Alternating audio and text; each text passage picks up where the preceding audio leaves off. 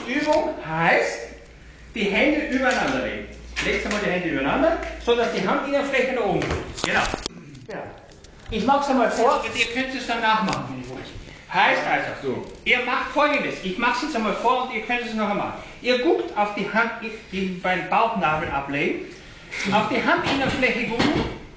Du guckst auf die Handinnenfläche, gibst den Arm nach oben, schaust immer in die Handfläche rein und atmest ein, atmest langsam ein, gehst mit, schaust bis oben. Wenn du oben bist, kurz Atem anhalten und pustest das Ganze langsam wieder aus, in dem Sinne, dass du wieder langsam runtergehst.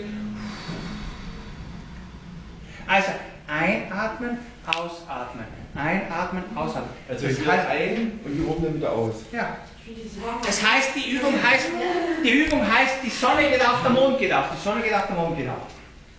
Also, was machen wir hier eigentlich? Durch das eine klare Atemtechnik, durch das, dass man aber mit leichte Bewegungen für die Gelenke, für ältere Leute sehr gut, Gelenkebewegung, und dadurch, dass du mitgehst mit dem Atem und mit den Augen, massierst du die Augäpfel.